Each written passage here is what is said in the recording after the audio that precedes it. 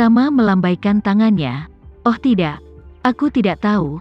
Aku baru saja membawa adik perempuanku untuk melapor untuk bertugas. Dan dia kebetulan berada di asrama yang sama dengan wanita ini. Tetapi aku tidak sengaja meninggalkan kunci mobil di sini. Jadi datang mencarinya. Saat dia berbicara, dia melirik Isyana yang masih kesurupan. Dan berpikir dalam hati, sepertinya aku menggunakan lebih banyak energi kali ini. Dan Isyana belum pulih. Saat dia sedang berpikir, Isyana menggosok pelipisnya dengan penuh semangat, lalu dia berpura-pura melihat Jemima tiba-tiba, dan berkata dengan ramah, "Kak Jemima. Mengapa kamu di sini?" Jemima tanpa sadar berkata, "Oh, aku datang untuk menemuimu." Isyana kemudian menatap Tama lagi, dengan sedikit bingung dia bertanya, "Apakah kamu saudara laki-laki Claudia? Bukankah kamu pergi makan siang?" Tama berkata santai, "Oh, aku kembali untuk mencari kunci mobil." Setelah itu, dia berpura-pura melihat-lihat tempat tidur Claudia. Kunci mobil sudah diam-diam ada di tangannya. Lalu dia menggoyangkannya ke arah mereka berdua, dan berkata, "Aku menemukannya." Kemudian, dia datang ke sisi Jemima lagi, dan bertanya dengan heran, "Nona Jemima, apa yang terjadi? Katakan padaku mengapa kamu ada di sini?" Jemima tidak menyangka dia akan diekspos di depan Tama secara tiba-tiba. Jadi dia hanya bisa menahan diri dan menjawab, Aku lulus wawancara di universitas. Dan sekarang aku menjadi dosen di sini." Tama baru saja bertanya tentang situasi Jemima baru-baru ini dari mulut Isyana secara kebetulan. Tetapi ketika Jemima mengatakannya sendiri, dia masih berpura-pura terkejut dan bertanya, "Kapan kamu datang untuk bekerja di universitas?" Jemima hanya bisa menjelaskan dengan jujur, "Yah, universitas memiliki program pengenalan bakat remaja. Aku mencoba melamarnya, lalu aku diundang untuk datang untuk wawancara, dan kemudian aku lulus wawancara." Nada suara Jemima sangat terganggu, seperti anak kecil yang melakukan kesalahan dan ketahuan oleh orang tuanya. Tama tahu bahwa kemungkinan besar dia datang ke Jakarta karena dia. Namun, saat ini, dia hanya bisa berpura-pura bodoh. Jadi dia tanpa sadar berkata, "Meskipun universitas ini tidak sebagus Universitas Hong Kong, secara keseluruhan masih sangat bagus." Jemima sedikit mengangguk, menatapnya, dan dengan terbata-bata berkata, Menurutku itu juga cukup bagus." Isyana di samping sepertinya baru saja pulih, menggosok kepalanya, dan bertanya dengan heran, "Kak Jemima, apakah kau mengenal pria ini?" Jemima buru-buru berkata, "Aku tahu kita adalah teman." Isyana berkata dengan heran, "Kebetulan sekali." Jemima sedikit mengangguk, dan berkata dengan canggung, "Ya, ini kebetulan." Isyana memandang Tama, dan berkata kepadanya, "Halo, namaku Agnes Danendra, aku tidak tahu harus memanggilmu apa?" Tama berkata ringan, "Nama belakangku Renza, dan nama depanku Tama." Isyana berkata sambil tersenyum, "Halo, Kak Tama."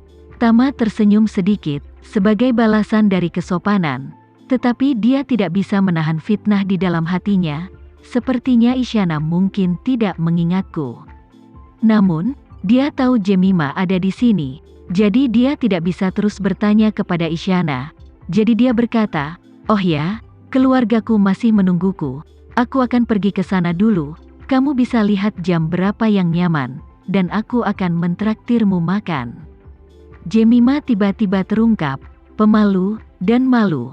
Tetapi ketika Tama mengatakan bahwa dia ingin mentraktirnya makan malam, dia setuju tanpa berpikir, "Aku bisa melakukannya di malam hari." "Sekarang, jam berapa kamu pulang kerja di malam hari?" Jemima berkata, "Sekitar pukul 6. "Oke."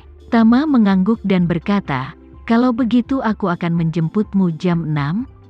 Meskipun Jemima pindah, dia tetap mengangguk dan berkata, "Oke. Kalau begitu aku akan menunggumu di depan pintu, mari kita menelepon dan bertemu." Tama tahu Jemima ada di sini, dan dia tidak bisa terus menguji Isyana. Jadi dia berkata, "Itu saja, kalian berdua bicara dulu, aku pergi." Setelah mengucapkan selamat tinggal pada Jemima, hal pertama yang dilakukan Tama saat meninggalkan asrama adalah menelepon Devano.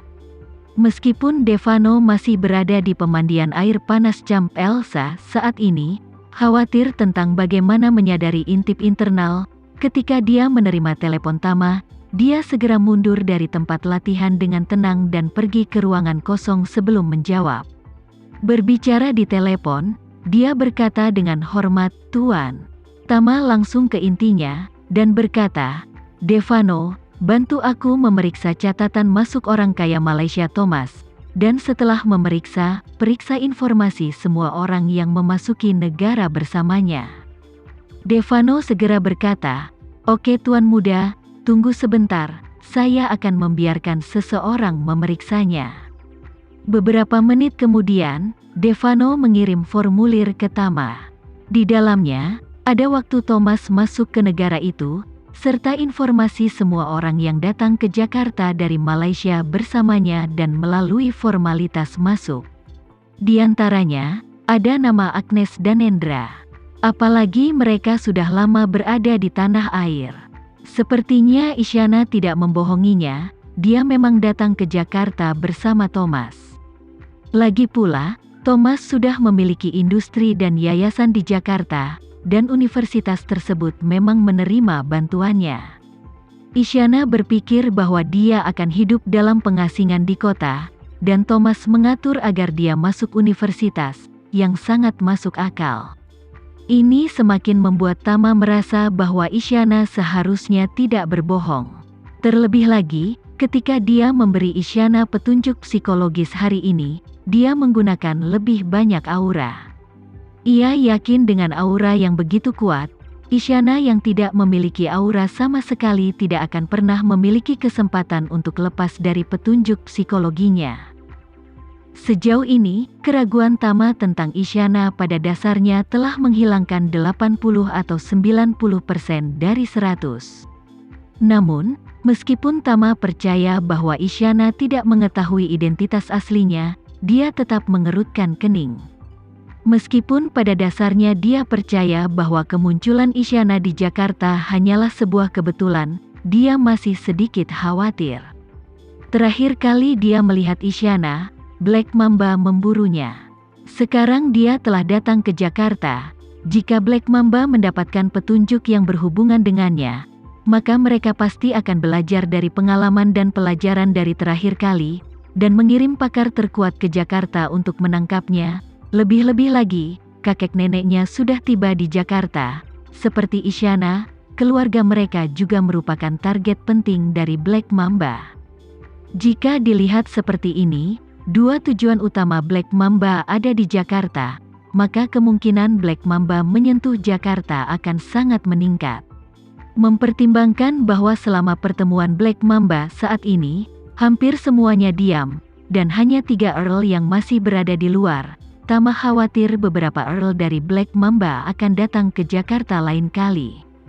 Di Siprus, dia bisa membiarkan Yoshua menyergap Earl dengan senjata pertahanan jarak dekat terlebih dahulu, tetapi di Jakarta, dia tidak memiliki kemampuan atau kesempatan.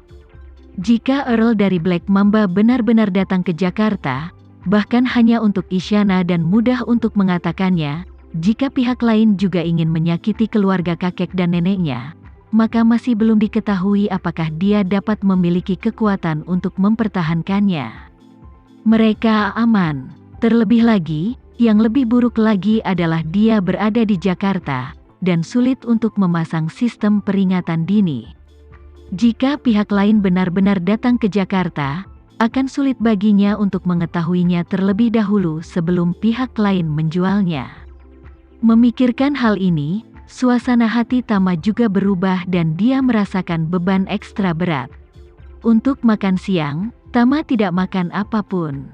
Setelah makan malam, setelah mengantar Claudia, Fanny, dan Bibi Ratih pulang, dia mengendarai mobil ke tepi sungai, menemukan tempat parkir dan memarkir mobil, dan duduk di tepi sungai sepanjang sore. Melihat Isyana hari ini memberi Tama rasa urgensi yang belum pernah terjadi sebelumnya. Itu adalah perasaan musuh yang dekat. Tapi dia masih belum menemukan cara untuk menghadapinya. Jam 6 sore Tama pergi ke universitas. Meski Jemima datang ke sekolah dengan mobil, dia langsung menitipkan mobilnya di sekolah. Sebelum meninggalkan sekolah, dia merias wajah khusus. Setelah keduanya bertemu, Jemima agak berhati-hati karena tiba-tiba terekspos hari ini. Tama bertanya padanya, "Nona Jemima, apa yang ingin kamu makan malam ini?" Jemima berkata, "Makan saja sesuatu yang ringan. Setelah datang ke Jakarta, makan selalu pedas dan asin. Aku belum terbiasa."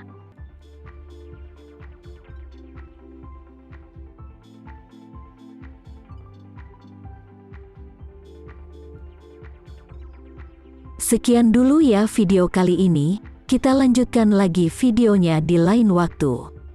Oh iya, bagaimana menurut kalian? Semoga bisa sedikit menghibur kalian semua. Untuk teman-teman yang baru nonton, jangan lupa subscribe ya, hehehe. Dan kalau teman-teman ada yang ingin gabung langganan, bisa langsung gabung saja untuk dapat fitur yang menarik dan sedikit membantu Mimin. Terima kasih banyak sudah menonton, sampai jumpa lagi, bye.